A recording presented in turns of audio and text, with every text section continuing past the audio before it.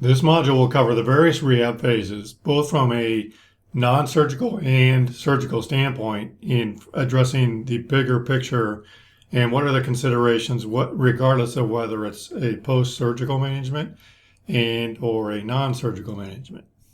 Now I list out, and we have 5 phases. You need to understand and appreciate that multiple different phases are reported across various different pieces of literature and various different pieces of published and or non-published protocols that various different clients and entities have.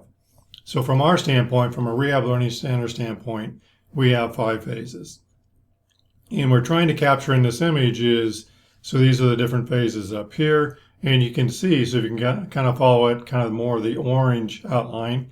At the very big, so this is the start of rehab, and this is over time and, somewhat finish of rehab, I guess, but, rehab is probably never finished. Or actually phase 5 is maintenance, so ours continues. But the point I want to try to get across here is how we try to demarcate this is you are constantly doing things throughout the different phases. It's not dichotomous, it's dynamic and it's moving throughout time. So for example, is early post-op and or non-surgical rehab, there are going to be parameters where you're going to try to calm the system down, control the pain, those types of activities.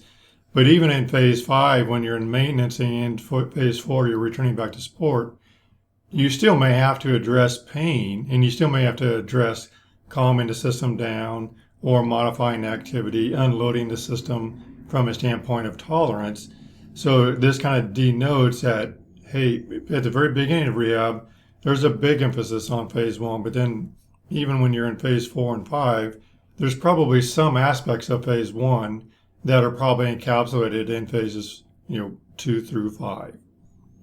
And remember, ideally, what we want to you have to load the tissue. But you have to load the tissue at a level that is tolerable, and that is where you are getting more remodeling than you are getting tissue damage. So you want to, throughout rehab, as I move through these different phases, I want to increase the tissue stress. I want to increase the training so that I impart more stress on the tissue, which is going to give you some level of microscopic tissue damage, which is normal, which is then going to make the tissue adapt to that stress through remodeling. And ideally, you want more remodeling than you want tissue damage.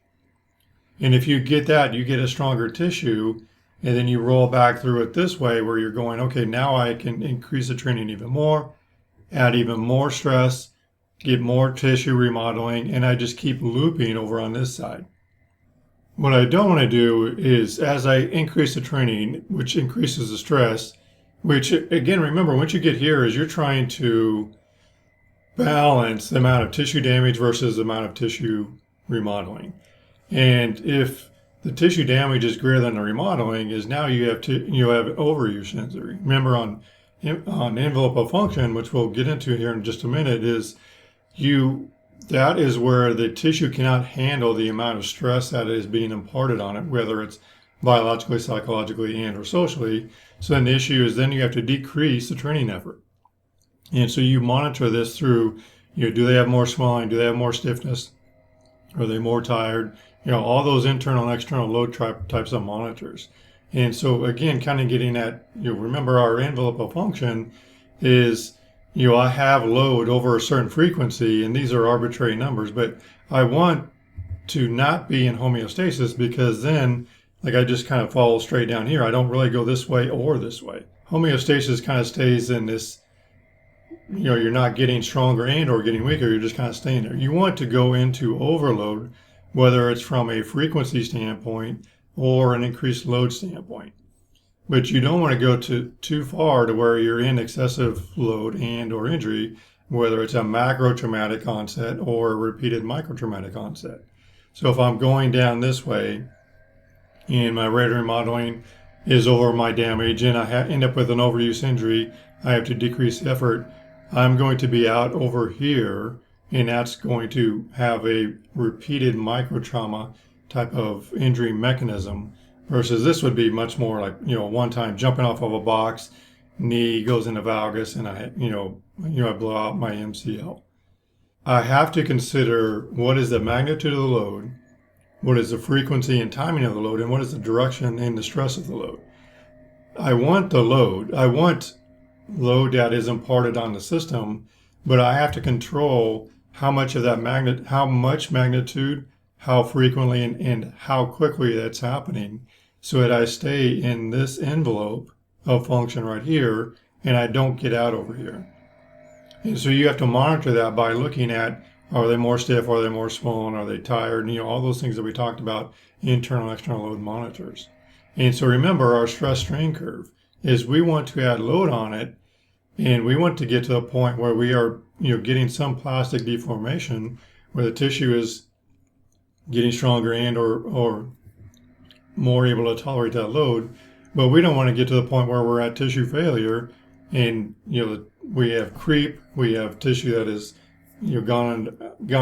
undergone excessive hysteresis and is now either stretched out, no longer, it's plastically deformed to the point where it's inefficient. And so how we do that, and what we need to consider is the frequency of the load. So remember, physical stress theory talks about magnitude of load, timing and or frequency of the load, and then the duration of the load. So if and this was a study where they talked about different types of tissue and how I handle the load onto it. And so do I do a one cycle, the take home from this is you want to add cyclical loads repeated at a lower magnitude. So you want to increase the frequency at potentially like decreasing the magnitude. So I want to add load onto it, take load off, add load on, take load off. And so I want to do that cyclically over a period of time, because if I just look at this one cycle, and this is just one example, you can see it gets to the yield point and the failure point at 20% strain. And this is just, an example. And so the repeated microtrauma, a couple of examples of that might be, from a hip specific standpoint, or probably perhaps, like cam morphology.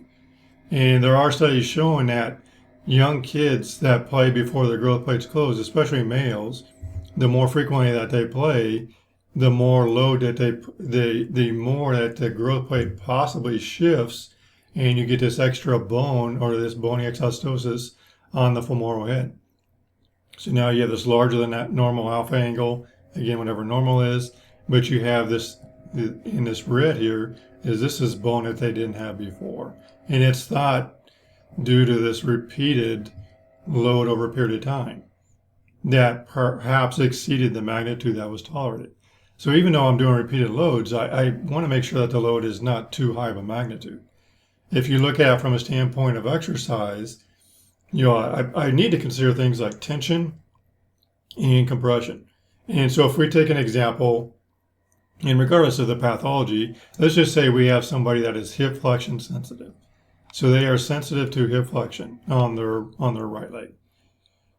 What we know with the psoas is, and this was a biomechanical study, a cadaver study, where they looked at, here's the femur, the left femur, here's the pelvis, here's the femoral head, here is the iliopsoas as it comes across the front of the femoral head, and here is the hip is in neutral extension, here the hip is in about 15 degrees of hip flexion.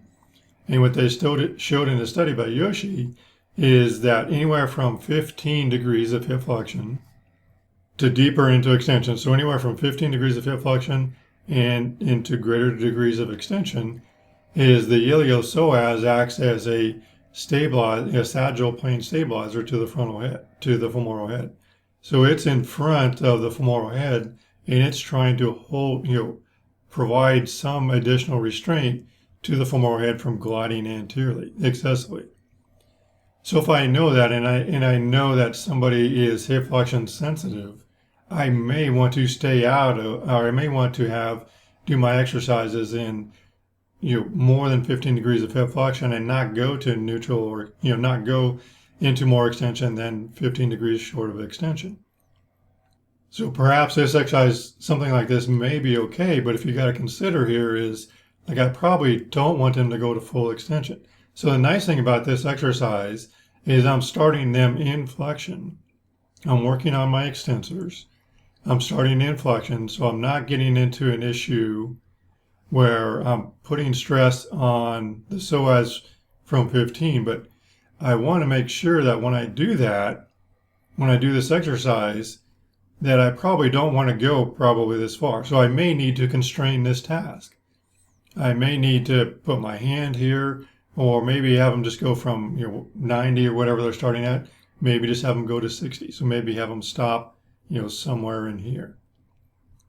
This would be a good example of a way to train extensors, which are a problem with multiple different types of pathologies, under a level of tension that is okay. And then once they do okay with that, then perhaps then I increase the range of motion.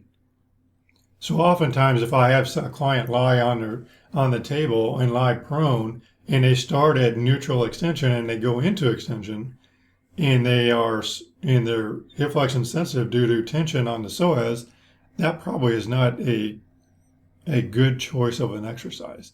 I probably want to start in some degree of flexion and then stay short of 15 degrees of hip flexion.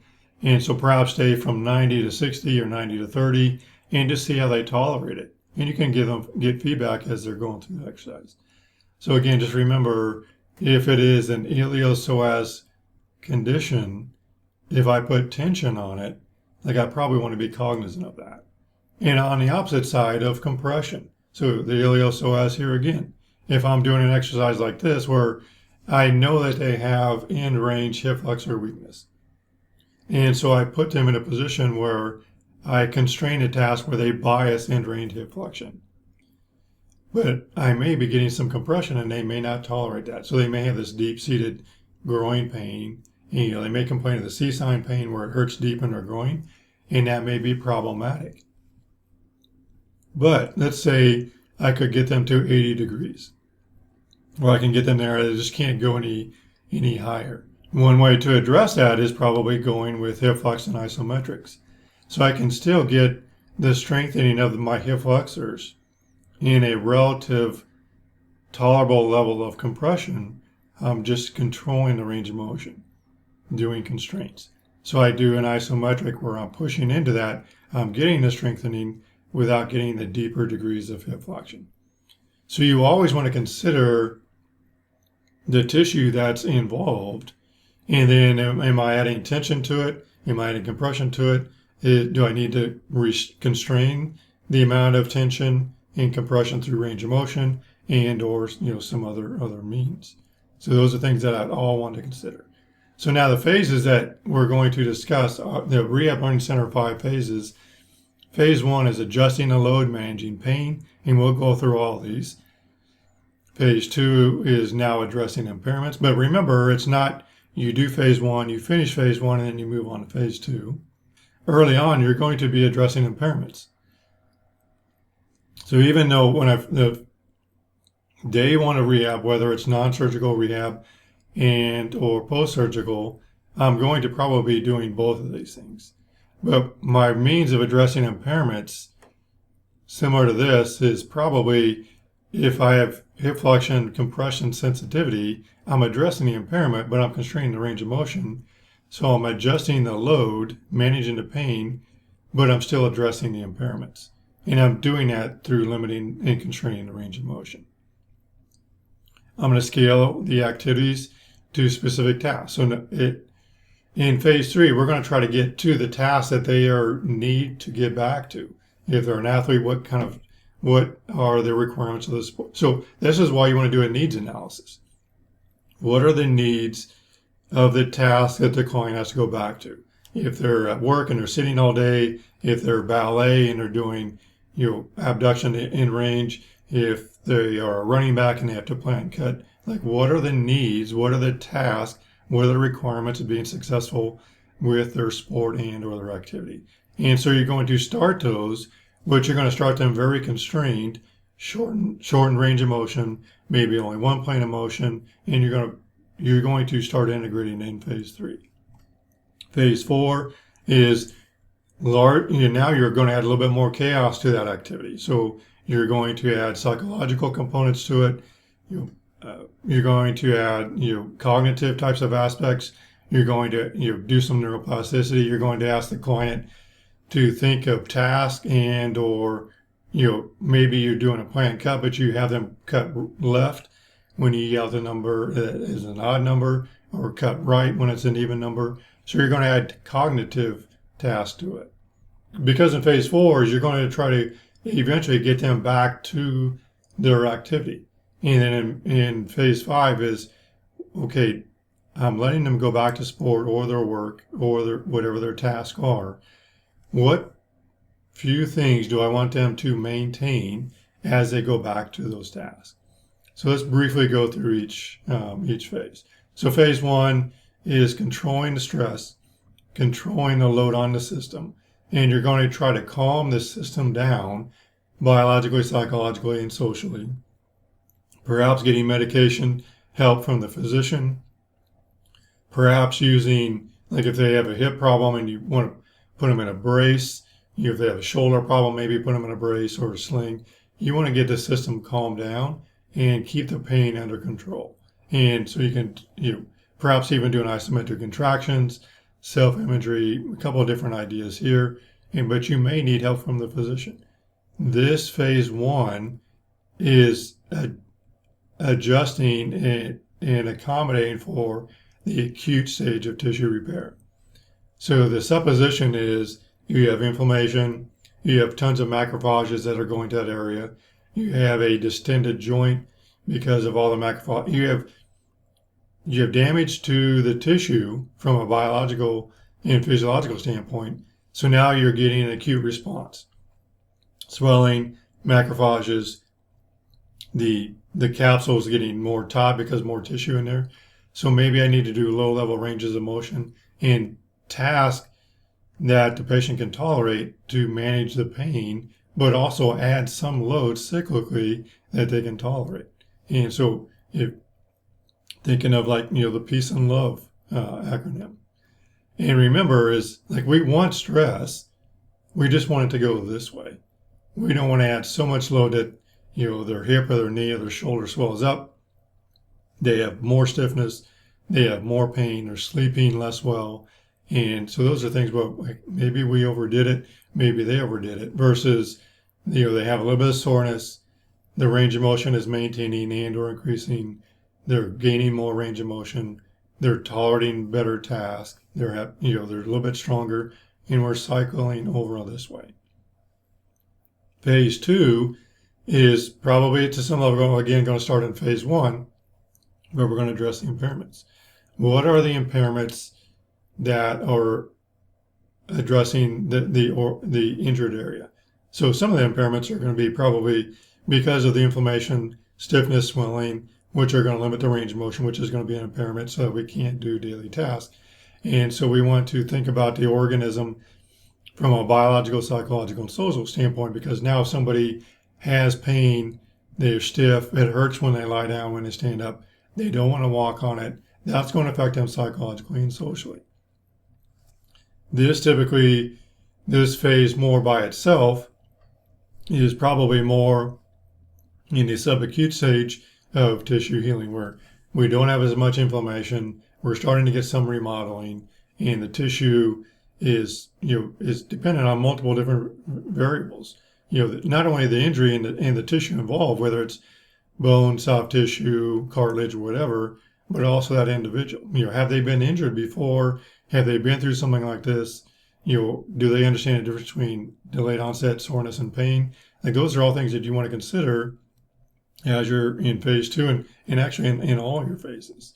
So in phase 3 is now you're going to start getting into the specific tasks that are required for them to be successful at their job, their recreational activities, their sport, whatever it is, and start integrating those.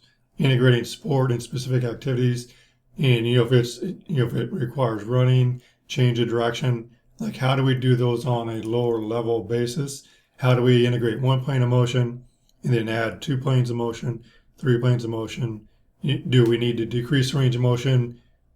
Do we need to decrease the range of motion as we add more planes of motion.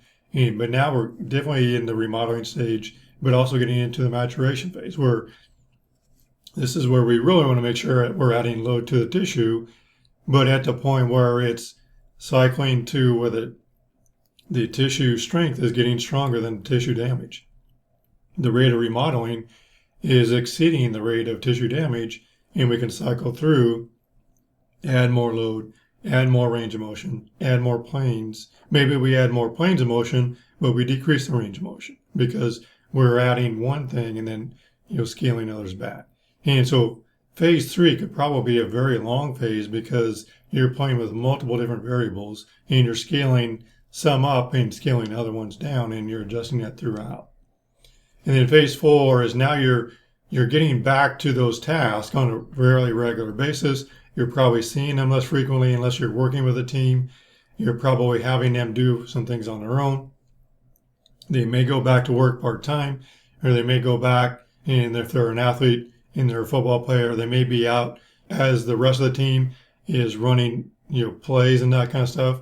Maybe they're on the side doing small sided games where they're with you, you're throwing them passes, they're running routes, if they're running back, they're running through plays at 50% speed, you're increasing the speed. Then you add another player, a defender out there, you're gradually adding chaos.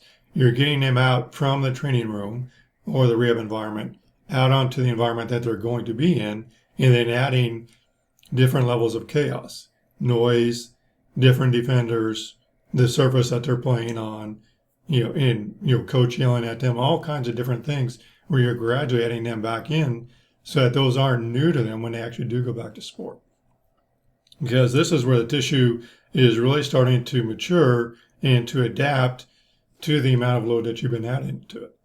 If they don't have range of motion here and you're trying to get range of motion, like ideally you would have had that, in the earlier phases so that they have the range of motion that they need, that they can go back to these tasks.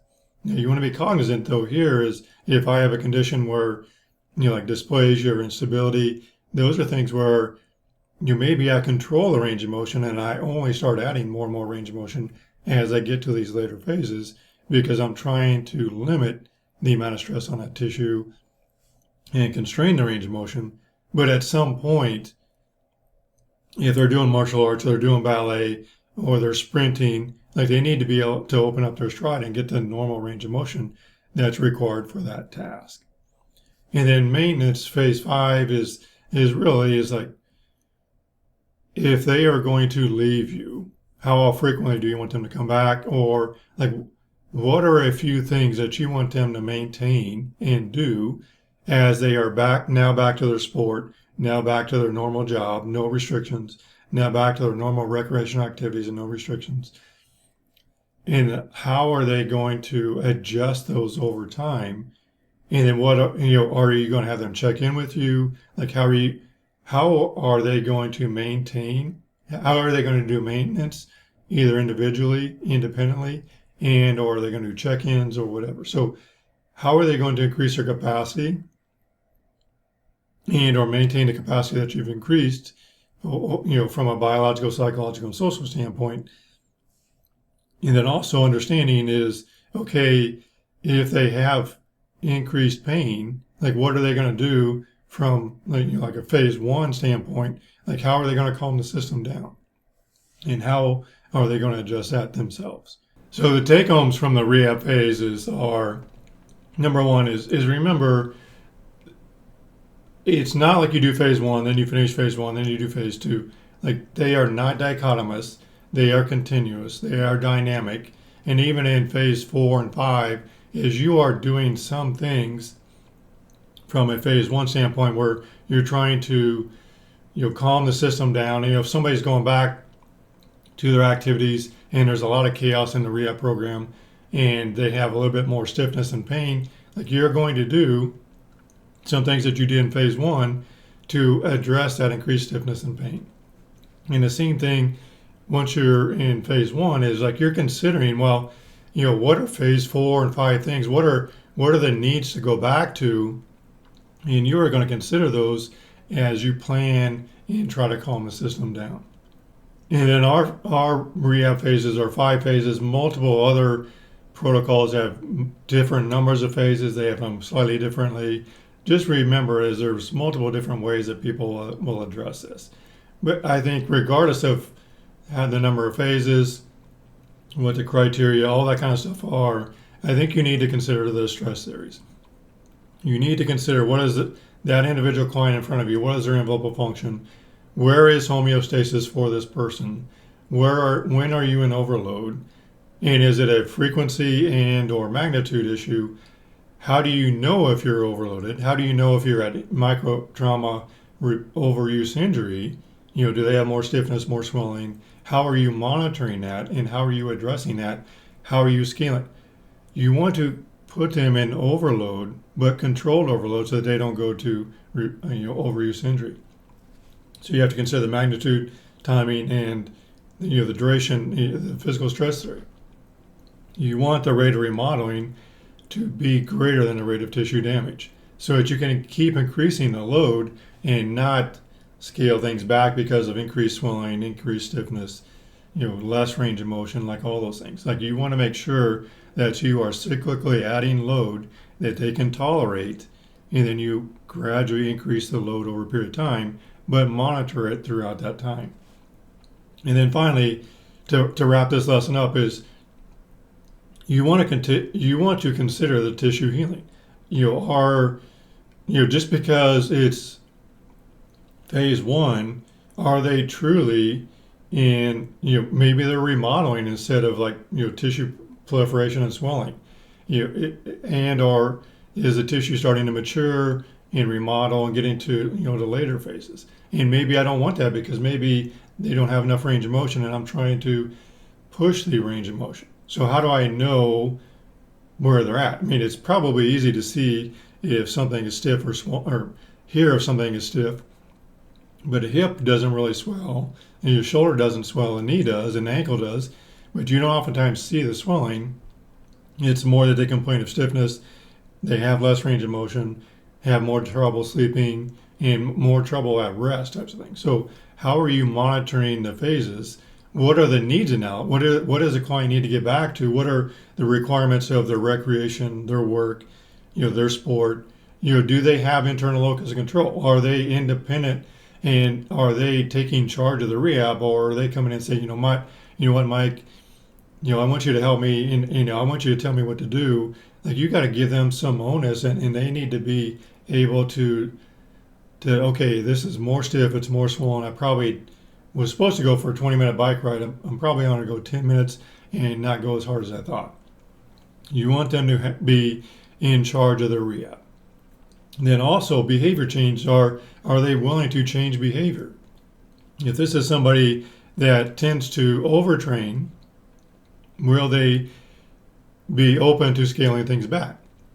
And in the opposite end, if this is somebody that needs constant reinforcement and pushing to get going, are they willing to go to the gym between 2 to 4 days a week? And are they just more like, what, I'm busy, I don't want to go to the gym? So these are all things you need to consider when you're planning your rehab program through the different phases. But also remember, it's dynamic, it constantly changes. It's not unusual to be in phase 3 and actually go back and do more phase 2 things than phase 3 things. So just remember that it's not absolute where phase 1's done, phase 2, it's constantly dynamic. All right, everybody, take care.